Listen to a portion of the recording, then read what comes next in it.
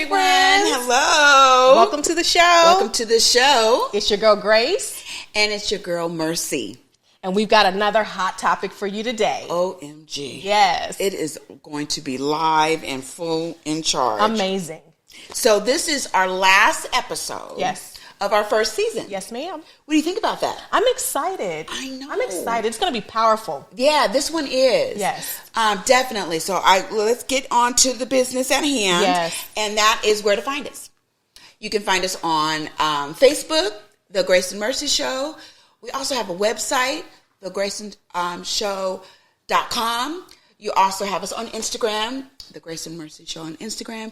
And then you can find us on Twitter too. Yeah. But why don't you just follow us, guys. Just follow us. Follow us. You And know. on YouTube, make sure that Yes. you are liking, subscribing, and commenting. We want to hear your comments. Yes, those comments definitely. are going to help us with the content. We want to hear from you. Yes. And we want to know what you guys want to hear about so we can bring folks on and talk about it with you.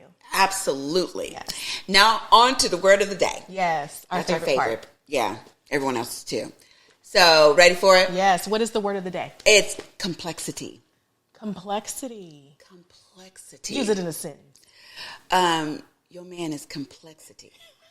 Your man is full of complexity. Oh, he's full of complexity. All day. All day. And I'm complex. I'm complex. Yes. All right, guys. So let's look at real quick. You know, Yes. I'm the Google person. Let's look at the definition so we can level set and everybody know what we're talking about when we're talking about complexity. Absolutely. Of men or women. It goes both ways. Yes. So when we talk about complexity, we're talking about the state or quality of being intricate or complicated. Wow. That's deep. Yes. And then if you look at complex, Yes. just the word complex means consisting of many different and connected parts. Wow. Many different and connected parts. And we're talking about a person here. Right. We're Layers. talking about people. We're talking about layers. Yes. Yeah, absolutely. Yeah. So different, and that was meaning going into like what is complexity? What is when a you're complex man or a woman? Give us an example. Exactly. And that is where the title came. Yeah, absolutely. Dealing with complex men or dealing with complexity in men and in women. Yes, I love that. Isn't that awesome? Yeah, and we're talking about people like athletes. Yes. And these are just examples because we know complexity can be on any level. Any level. But we're talking about athletes. Yeah, athletes, entrepreneurs, superstars. We'll get more into that in depth. But anyone that thinks outside of the box, creativity, things of that nature. Yes. You're not putting them in like a little square. You're putting them like thinking outside of the box. Absolutely. And maybe they won't, they don't work like a 9 to 5. Maybe they want to work, 5 minutes because they're artists or they're a painter. Right, absolutely. An artist, painter. I love that. Isn't that nice? Yeah, absolutely. So we have a guest. Yes.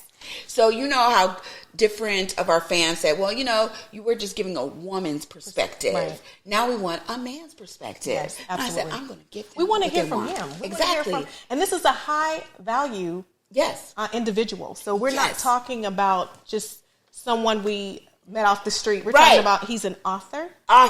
He is a producer. Yes, a producer.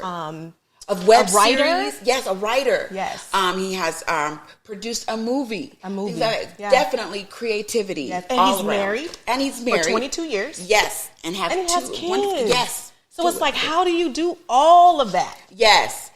And stay married. And stay married. So I'm excited. We got to get right into it. Yes. Let's go. His name is Antoine Thomas. Yes. And let's get started. We're excited to hear from him. Yes. Okay.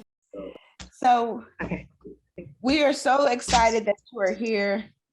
And we can't wait. The topic of our show, Antoine, just so you know, is called Dealing with Complexity of Men or Dealing with Complex Men. Okay. And it could be entrepreneurship, movie stars, actors.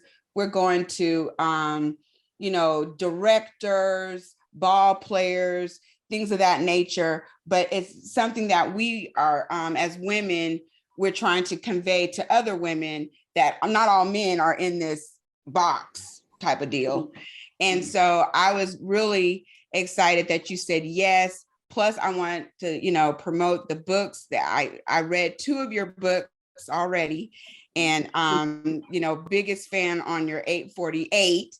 And then your web series, and then the movie I haven't seen, and I can't wait till that comes out. So I just wanted you, before you blow up, probably are, I wanted you to make sure that I get to talk to you and that my audience gets to talk to you as well.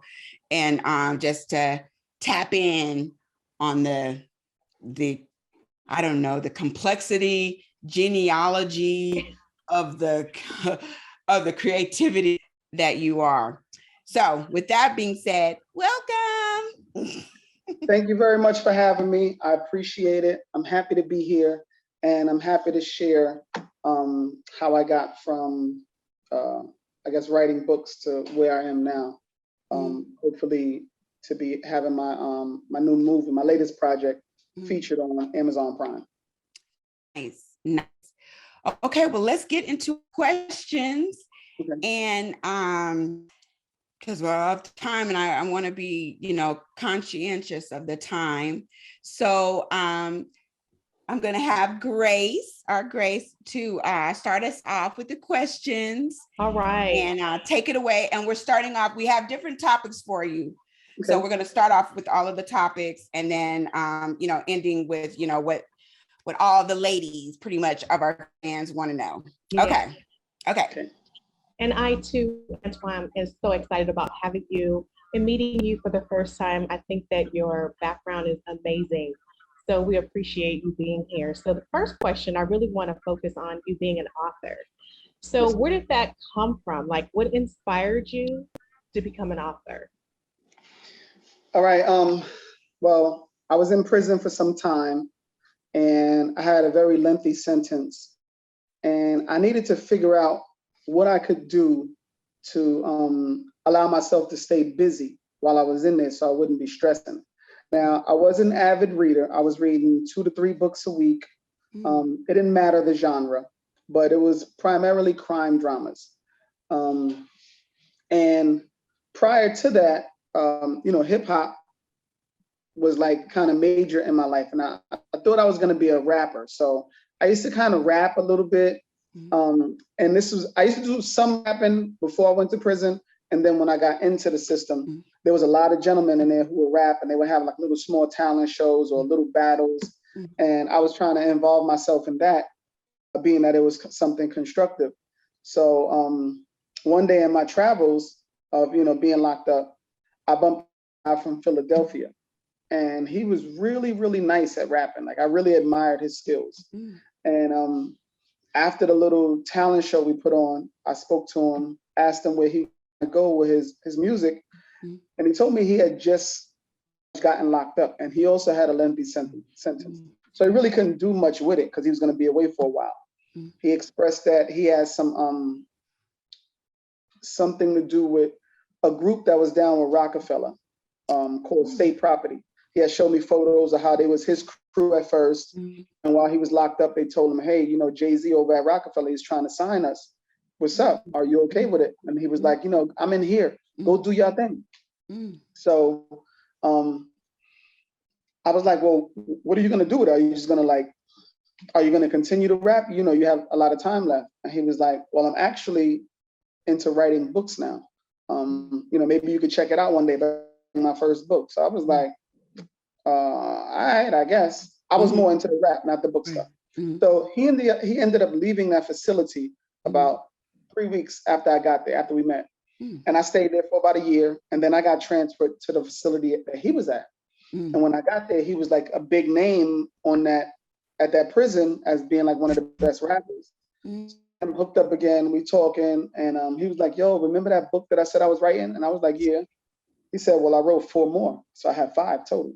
He said, they're not published, but I typed them up and I binded them. So it's a book, but it's just not published. I was like, all right. He said, well, look, why don't you read one of them? Maybe it's something you can relate to. So I read the first one in probably like a day.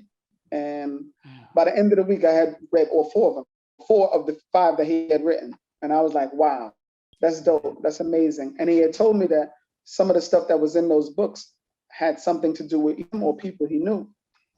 And he said to me, he said, you know what? Everyone has a story. Yes. Everyone. Right. So they just have to know how to write it and want to write it. Right. And the next day I went home. I went to work, wherever I was working at in that prison, and I started writing. And for the next, I think, 14 days I was writing, and I penned my first novel. It was a rough draft, but it was complete. And he was like, you finished? I was like, yeah. He was like, you're an author now. And I was like, man, I ain't no daggone author. That's not me. Like, I'm from the streets. I can't be an author. Like those, that's like, aren't they kind of corny? And he was like, it's not the job that defines the person. It's the person and how they write. So I was like, well, I guess I'm an author, whatever. So we went up to the library, and wherever we saw like a novel by a Black author, we would take the information, the publishing information, and send them letters, like a cover letter with our first 5 chapters. And all of the publishing companies, they rejected us. It was like, nah, we're not into that. That's something new, like that little ghetto writing stuff and street drama. We're not into that. Plus, you guys need a literary agent. A literary agent is like a manager, because companies don't want to deal directly with the author, because the author might be on some BS. Sort of like music execs, record companies don't want to deal with the artist because they be off the hook sometime. They want to deal with the manager. So it's the same thing, but in a literary sense. So I was like, you know what? There was another company that came out, a young lady named Vicky Stringer out of Ohio. So I had sent my first 5 chapters to them. And at the time, there was another guy out of the Bronx, close to where I grew up at. His name was Shannon Holmes. He was responsible for a very popular book called Be More Careful.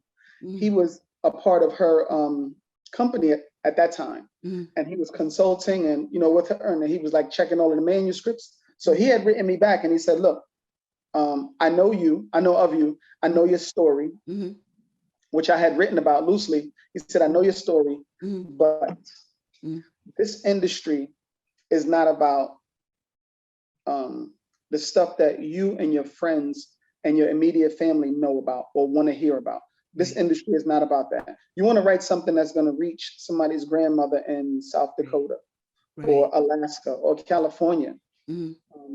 So being that the majority of the consumers in the literary world are females, you might want to write a story about a female.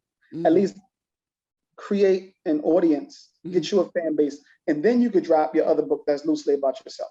Right. So I went back and I wrote a book called Flower's Bed. But by the time it was done, I was doing research on what I needed to start my own company. Right. So I called my wife and I said, hey, I want to do this publishing company. I got a couple of manuscripts. I can do all the, I guess, business side of things, the writing from in here. I just need you to do the hand-to-hand work, the footwork. But she was like, cool. We found a printer. I found a graphics designer, did everything we needed to do, started the company, got it trademarked. And I said, in the music industry with independent artists, it's important for them to sell in 3 states regionally from where they're from. So if I was in New York and I was a rapper, I would have to sell in New York, New Jersey, and Connecticut. If I sell a certain amount of units at that time, which might have been 40,000 by myself, then a major will feel like I'm worthy enough to have some money put behind me. Right. So I told my wife, I think if I sell where I'm from, the Bronx, Manhattan, and Brooklyn, then maybe somebody else might, reach out. So I told her, she said, she would see people on the train reading and walking around reading because the books had become very, very popular at that time. So I said, you know what? Whenever you go to work on a train every day, have the book Flower's Bed in your hand. And somebody may ask you, what is that you're reading? And have a couple in the book bag with you and say, well, this is my husband's book. He just wrote it. It's a nice book. And see if they'll buy it. And she started selling books like that. And she gave some away to people in our neighborhood. And then the word started getting around. And at the time, the literary world or the literary game was controlled distribution-wise by Africans. which I had no idea about. Yeah. So an African who was major, he had reached out to one of my boys' friends, and he told that guy, hey, if you can get in touch with the author of this Flowers Bed book, tell him I want to do some business. So my wife met with him. We ended up doing some business with him, and that's how we, started getting out there from that one little situation. Wow. That's really, you said so much. I mean, right. There's so many things. I mean, I think you practically educated us around how this all works. So right. That's so awesome. How does that transition to your web series? Like, how did you move from being an author now to writing scripts and on YouTube? How did that work? Okay, so in my opinion, from all of the authors that I know personally, every author wants to see their work on the big screen. Okay. Right. Every author believes that their body of work is the best piece of work out there. Right. Even if it's trash, but to them, it's dope. It's everything. Right. So again, everybody wants to see their stuff on the big screen. At the time, I was saying, I don't live in Hollywood. I don't have any money, and I'm not white. So I'll never be able to get on the big screen. It won't happen. I did see some independent movies, but some of those independent movies that had become popular were backed by rich rappers. Right. And I said, I'm not in that position.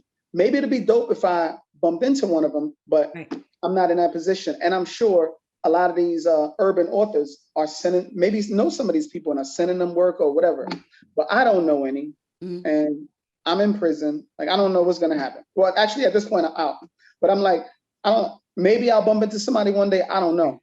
So one day I was at the barbershop, and my barber was like, hey, I've been watching this show on YouTube about Brooklyn, New York. It's like a crime show. And it's kind of dope. They got different episodes. So I was like, is it a documentary? And he was like, nah, it's like a TV show. All right, well, they have TV shows on YouTube? Right. I don't know, I guess, but I got put on to these people and it's like a TV show. He said, but they film it with like, kind of like a bootleg camera. And I was like, I'll pass on that. So the following week I went to him, he asked me had I tuned into it yet. I was like, nah, I'm not into that. Right. A third week went by and he was telling me that he was up to maybe like the 10th episode with them. He was like, I'm telling you, it's just try one episode. So I went home and a Sunday had came by, whatever news. I was bored. I said, let me tune in. And I watched all 10 episodes back to back. And all of the episodes, they weren't long. Like some were 8 minutes, some were 10 minutes. And I had learned at the time, YouTube was only allowing people like 12 minutes at a time to put on a link. Right. The only way you can go get a longer link is you have to ask permission from YouTube, explain what it is you're doing, and see if they grant you a longer, I guess, viewing time per link. Wow. Okay. So, because a lot of people wasn't putting movies up there at the time. Right. So these episodes were 8 minutes, 10 minutes, 12 minutes, some were 15. And I was like, but they were really compelling, really dope. Even though the camera was low budget, it was still good enough to have me glued to the tube. Right. And after watching it, I reached out to some friends of mine and I said, hey, there's this show on YouTube that I'm watching. It's really good. And I want to do something similar. So I want you guys to go watch it. The episodes aren't, tell me if you like it and if you think we can do something like this. Right. So it was my nephew. My nephew name is Nitty. It was his homeboys, his crew. Oh, okay. So he went to them. They all, watched it. They enjoyed it. They said, we want to do something like that. And they asked, was I going to do something based off of any of my novels? And I was like, nah, I want to do something original. I want to do something original because there might be a time when I may have a chance at Hollywood. I don't know. And maybe I'll be able to bring one of those books at that time to Hollywood. But I'm going to use this platform to get my feet wet. Again, comparing it to the music industry, rappers will put out mixtapes to display their skills. It was nothing that could really be sold, but just to get create a fan base, let the people know what they can do. Then if a major picks them up, they could then put an album together and try to sell an album at that point. Right. after they get the fan base. So I was saying I'm gonna use YouTube to create a fan base, and once I have a fan base, I'm gonna then try to do a movie that I can sell. Right. That was the idea. I didn't know how the journey was gonna go. Yes. So Antoine, real quick, the name of your series is 848. Yeah. Why'd you name it 848? I just want to. I'm so curious. What does that mean? Because when I saw it, I was like, what does that mean? Okay, so a lot of people think 848 is an area code, like for a phone number or something, but it isn't. When I was locked up in the federal system, in the state system, all over the country, they have statute. Statute represents the charge or the crime you committed and what you are charged with. And every charge, there's the name of a charge, and then there's a number that represents that charge. Right. When I got to when I started dealing with the federal government, they have the same setup. Right. There's a crime or there's a charge, and there's a number that represents it. For instance, I was charged with conspiracy. Conspiracy, the number that represents conspiracy is 846. The number that represents the sale of narcotics is 841. I learned what 848 meant. That was like the top charge. People who get charged with 848 are people like John Gotti, like the mafia, or if they would have arrested Pablo Escobar, he would have been charged with 848. So I said, I started promoting the 848 term before I even thought about doing a web series. And because I figured that number represented important people in the street. Right. Wow. So when I created the series, I said, you know what? I don't want the series to be one-dimensional, because in writing novels, I would name it, I would create a character's name, and I would draw a circle around that character, and I would say, this circle, for instance, is going to represent this person's family. I draw a larger circle around that. That's going to be the education. A larger one, finances. And I incorporate each one of those words that I wrote down into the story, so that it won't just be one-dimensional about a character that's committing crimes, go to jail, and that's it. Right. I wanted there to be a reason why he committed the crimes. And if there was someone that it can affect while he committed the crimes, I wanted to incorporate them too. And if he didn't commit the crimes, how he could turn out. I wanted to incorporate all that. That's in my writing. So I said I want to do that with the show. And when I create different dimensions of the show so we have a main idea, which is a drug dealing crew trying to take over a particular neighborhood in New York City. Within that, there's going to be different people trying to, I guess, fight for that same title or that same block or the crown, so to speak. Right. But all of those people are going to be involved with people doing different things. You might have some scammers. You might have somebody trying to rape something that's a relative to one of them. So I said, every element of the show, all of the people that are doing something independently can possibly get charged with 848. Everybody's going to be big at the same time. Everybody's going to be important. Right. So that's why I chose it, because I wanted it to be a representation of, I guess, the most important crimes. Right. And everybody who was involved, wanted them to feel important as well. Yeah. Wow. That's good. And I was going to say, and that just segues right into his movie. And that was more like, Antoine, why Savage? What is the movie like a crossover from 848 web series to Savage, or is it completely different? Tell us about your movie now. So Savages is completely different. Before the pandemic, I had written 3 movies. During my web series adventures, I had been approached by several people who wanted to purchase it or wanted to put me on their channel. Right. And there was nothing that anyone was offering me that I couldn't do myself. Right. So if somebody had a channel on Roku platform, they didn't have any fan base. They just have a channel. Right. I can get a channel. They wanted me to bring my audience to their channel so that it can generate views and they could insert commercials that they could charge people for so that they could start making money, and me and them split it down the middle. But again, I could get my own channel on Roku. So it was nothing they were able to do for me. Right.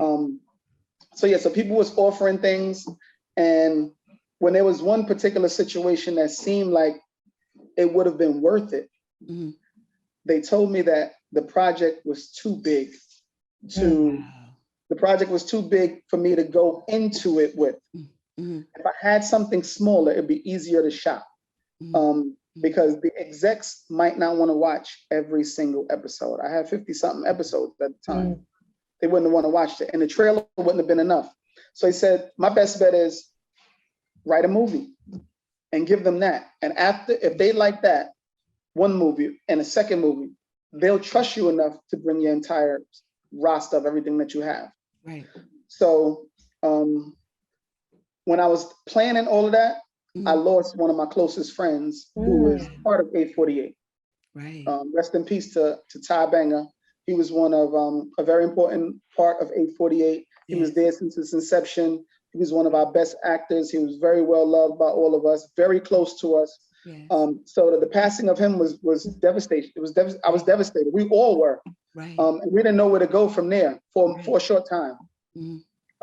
His mom encouraged us to keep going. There's something that he would have wanted us to do. Right. So we went ahead and we put out the season 3 because we usually film the season before we put it out. And the 3rd season was supposed to be 26 episodes, which was standard 13 episodes, but a part 1 and part 2. Right. We had completed 20 episodes, and then he was killed. Oh. And it was like, wow, he was needed in like 3 more episodes. Wow. So we were like, what are we going to do? But we were able to figure it out where we could put other people in place, not that look like him, but people that would talk about him that as if he was still here with us, but he just wasn't around at that moment. Right. So we ended up working it out. And then the pandemic hit, and everyone was scared to come outside. It seemed almost impossible to move on. Right. We're filming. If you couldn't be around anybody, how could we, I guess, put on a show and nobody could see our face? Right. So while I was contemplating what it was we was going to do, I got bored and I wanted to write. So I wrote 2 short stories in about 3 weeks, which one was Savages and one was called Heavy, which is the one we're about to get into. Excuse me. Savages, I wanted it to be totally different because although the audience fell in love with all of the characters in 848, I didn't want us to be subjected to only that. Right. I wanted people to show some of their acting range and try to be something else if they could. Right. So the title Savages or Savage came about because of, I guess, it was a popular term in our community. And there's a lot of chaos going on in the country, right? And people, the criminals nowadays, to me, it could be just because it's being shown on YouTube and on video and on phones. I don't know if that's the case, but it just seems like to me that criminals are becoming crazier. Yeah. And the world is becoming more chaotic. Right. So it seems like people are walking around with a savage mentality. Right. Even though the movie isn't about people walking around with a savage mentality, I think the title was something that everybody could relate to and possibly understand. Titles had become very important to me when I was an author. Right. At the time, there's thousands of books that's out there. So you want to pick a title that when somebody walks into a bookstore and they see all of these different books, your title, my title would have had to stand out somehow. So I would come up with something that sounded familiar. Right. That when you see it, the font, the way it's written, looked familiar. Right. But not necessarily something that somebody else had out there, but it just seemed familiar and you feel comfortable with stuff you're familiar with. Right. So that was the tricks of the ideas I was using when I would come up with my book titles. And that's the same thing I'm bringing over to the movies. Let me come up with something that's relative to the content of the story, as well as the people who are tuning in to watch it, they can also relate to first the name and then the story. So Savages is just about the state of what I felt the world is in right now. Wow. So good. Now, is this coming out to the public, Antoine? Where can our audience see the movie? Yeah. Where can we see it? All right. So when creating a link for, let's say, YouTube, for the people out there who don't know, when we work on let's say an episode of 848, right, it has to be edited, and it takes a long time to be edited. Right. You have to match up the audio with the video, because many times it's two different. Like how sometimes when you're doing music, I guess there's like different tracks on the track board. Right. So one of the tracks may have just one part of the beat, another track be another part of the beat, and they have to blend that so that it sounds correct. Right. So the same thing with when we're filming an episode, the audio has to blend in with the video, and everything has to like, we don't want the mouths to be moving and it look like a Chinese movie. You have somebody talking and you hear the voices talking, but you don't see the people mouths moving. So the editing takes a lot with the special effects, with the sound effects. A lot of things that you see in a movie on YouTube, close that door, please. On a movie on YouTube or a real movie, even if it's somebody walking, the majority of the time that is a sound effect. That's not the real person's footsteps. They add that. All of that takes a while to put together. So it's a lot to be put on YouTube, but it's even more that you have to do to put on Amazon. Oh. On Amazon, one of the important things is you have to create closed captioning. The closed captions for deaf people, you have to pay for that. You have to incorporate that in your show. And that is something separate from everything else. Amaya, you should have the cars running. That is something separate. That's something separate than just uploading the link itself. Right. And you have to go back and forth with somebody. So somebody on Amazon's staff or team, they have to figure out what they think you're saying. And after they incorporate those closed captions, what they think you're saying, then they send it back to you and say, is this what the person said? Now, if it's an improv show where people are just making stuff up as they go along, you may not be able to refer to anything to be sure. You might be like, damn, I think that's what he said, but I write every word so I would know what it was that we said. So that's another process that we have to go through. Right. So anyway, yes, we are going to eventually put it up on Amazon Prime, but it's a long process to get there. Okay. I know we're running out of time, so I want to hurry up and get to what the fans want to ask you, Antoine, and that is, what are the characteristics you find most in a woman? So dealing with, on that subject of complexity men that think out of the box, creativity, entrepreneurship, all these different types of complexities we see out there. What are characteristics you find most important in a woman? Personality. And personality can be someone with an attitude, but I mean like a good personality, someone who's down to earth, someone who can listen, someone who communicates well. Communication is very important. Listening is very important, and listening not just to conversation, but listening to a mood. Listen to how a person conducts themselves and why. If you see your partner getting into a mood, try to see if it's something that you've done. Right. Try to listen to them, and if they do express that it's a problem in a relationship, try to be open-minded enough to consider thinking about changing something that you're doing, or altering or adjusting something that the person is doing. So having a great personality, being down to earth, being open-minded, being kind, being gentle. I know we are men, but we want someone who's going to be gentle. Right. Wow. So that's pretty much it. Yeah. The other question that the ladies have are, what advice do you have for married couples who are trying to stay married? All right. So myself, I've been married 22 years. And the thing that worked for me is working through every problem, working as hard as you can through every problem. Right. For me, I made it so there was nothing that can bring us down. Unhappy, we figure out what's making that person unhappy. I figure out what's making my partner unhappy, and I try to work on it. Right. If the partner is bored, if there seems to be temptation out there, I want to talk about it and I want to figure it out. In 22 years of marriage, there's going to be ups and downs, and there's going to be times when the people may want to leave. But we try to, in my relationship, we would always give ourselves another opportunity to stick around. We would find reasons to stick around. And if that held us in for a little while, then we'll work on what we figured our problem was. So if the wife and I weren't happy anymore, but we had young children, we're going to stay for the children. And while we're there, we're going to figure out what can make us happy again. Right. That's so good. That is very good. Okay. And then, of course, this is one of our callers asked this question to us, but we want to get your opinion on it.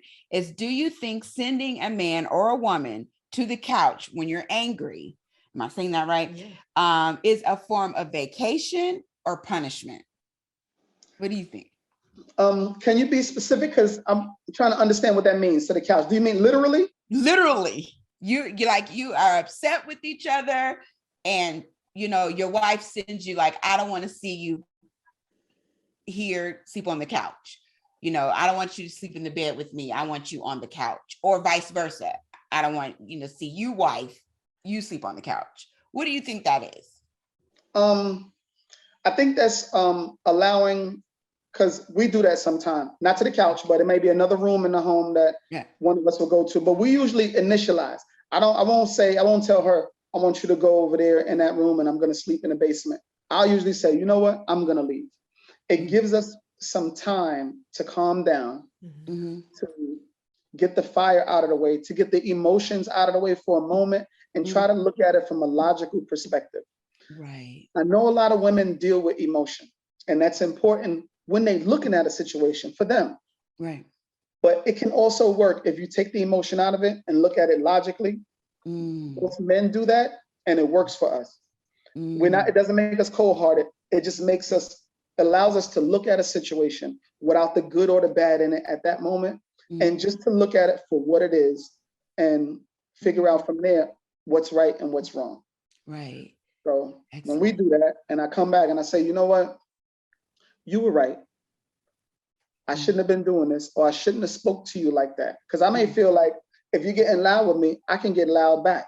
And I may not have realized why it was that you got mad. All I knew was that you got mad and you got loud, so I have the right to get loud back. And then I realized, oh, I did this. That's why you got loud the first time. Right. So so for us, going to the couch is important. That is really important. As far as I'm concerned, it helped me in my 22 years of marriage still be happily married to this day. That's Amen. Awesome. Wonderful. Awesome. So I know this is time. I'm going to be coming out there to visit you, to be on that set. So I'm going to bring Grace with me. I'm so excited.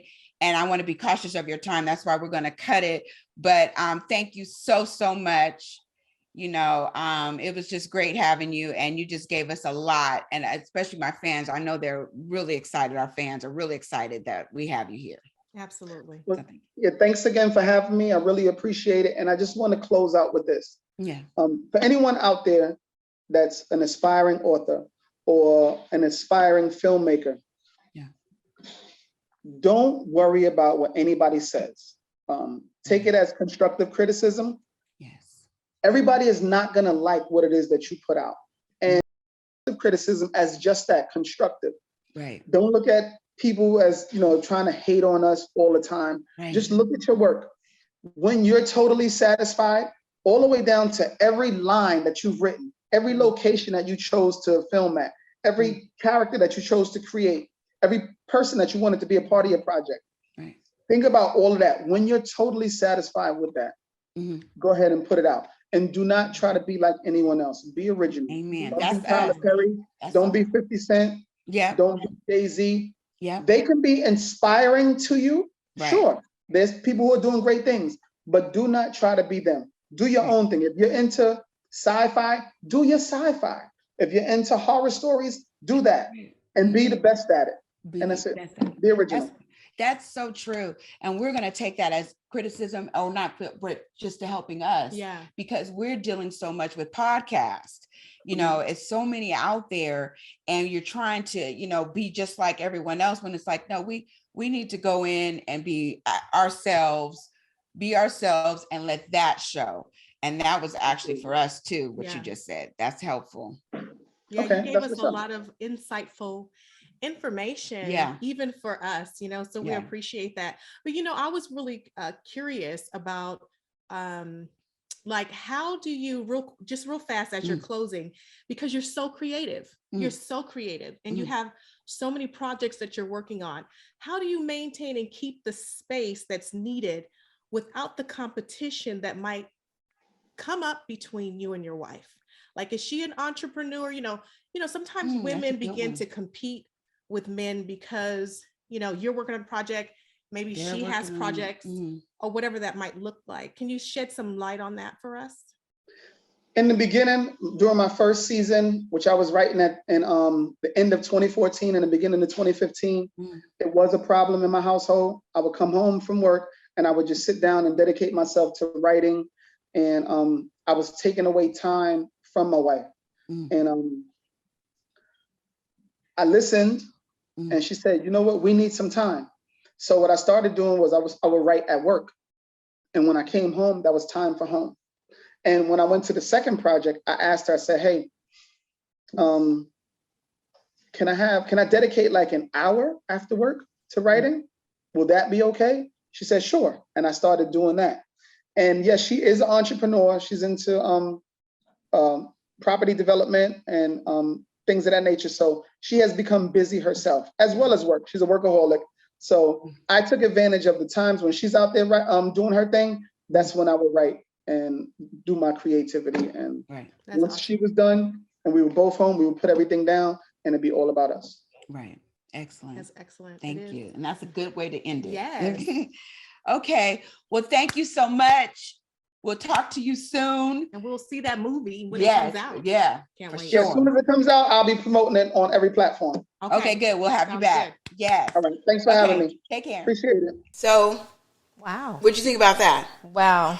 It was excellent. And so now we know what a complex or the complexities of men are, or women, because he gave every layer you could think of when it comes down to dealing with relationships. He really gave us some really valuable information. Yes, he did. And I was impressed because as he told his story, his testimony included a lot of different things. So he didn't talk about how he became an author and his authorship, but he actually gave us tips. So if you're looking at starting your own book, or you can pick up some of those tips that he talked about that give you tips on how to do that, how to write a TV series, what to do next. So I was really impressed with the amount of information that he was provided, that he provided to us throughout the conversation. And I can tell, Grace, because you was writing a lot of notes.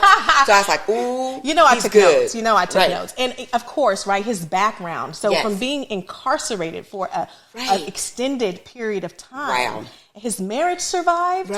And then out of that, such fruit in the season to produce books and movies. And it's like, that just shows his level of greatness. I thought it was awesome. And sharing his creativity. Yeah, absolutely. That's the word I was looking for. Super creative. Yeah, and thinking outside of the box. You cannot put these type of men or women in a box. They're outside of the box. That's why we're doing the show. Ladies. Yeah, absolutely. And gentlemen. Okay. So just to kind of recap on a couple things, some things that really stood out to me was around, finding a reason to stay in your marriage. He said, make up your mind to stay together. That's the first thing. I think that he mentioned out of all the other stuff he talked about, find a reason to stay. So if you have kids, I think he said, he said, during that time, focus on the children, but also begin to work on those areas that need improvement in your marriage. So it sounds to me, or it's a season, that we tend to go through. Absolutely. It was important that we did it. But did you notice that he said, what's the most important characteristic of a woman to him was her personality. Their personality. Being able to stay together and go through the ups and downs and be strong at the same time. And that's interesting because a lot of women don't see it that way. No, they think it's all about their looks How they and look, this and their that. body But he's like, and it's their personality. Your personality. Okay, ladies, Amen. we're trying to help you. We're trying to help. Listen to them. Yes. They're telling us the truth. Yes. We just have to get in alignment with that. Absolutely. Right? Get in alignment with it. And I know Grace always has a scripture. Well, before I do that, Yeah. because this was a point that you brought up on the show that was important, Right. was going to the couch. Is it necessary? Yes. Or I if you're going to the did. couch, is it a punishment or a vacation? Or a and vacation. he really said it was necessary. Right. So he didn't pick either one. He didn't pick either side. Yeah. He said it's necessary. No matter if it's a vacation or a punishment. Exactly. He said it creates space. Yes. For those two individuals to work through the heat, Yes. let the emotions die down a little bit, and then come back together to try to work through ladies, what's going 22 on. Years 22 years. dealing with a complexity Of a individual. man. Absolutely. Yes. So that kind of, So Yeah. let's talk about that, because you were going to say something about scripture. Yes. And you mentioned earlier that Peter was a great example of that. Yeah, a great example of complexity. Yes. He was, cut off the ear. This is the one that cut the ear off, and Jesus was like, what'd you do that for? And things of that nature. So definitely, I thought he was an individual that had complexity. Yeah. I also said Samuel Jackson, who's an actor who's been married for a long time, too. Yes. Complex levels of personality that you have to get through. But I know, that's why I said, I know you got a scripture on this one. I always kind of find something. Right. The scripture that we did find to kind of match what's happening here is 1 Peter 4:8. Wow. Which says, above all, to love each other deeply, Yes. because love covers a multitude of sin. Wow. I think that was just, mic drop, just right Mic there. drop. Just we all fall short. And that the complex man is asking just to love him. Yes. The complex woman is just asking just to love me. Yes. Through it all. Through it all. All of it, ladies. All of it. Ups, downs, all around. But with that said, Yes. I hope you enjoyed the show. I really do. Yeah. And we'll see you next season. Yes. We're done. Okay. Bye. Bye.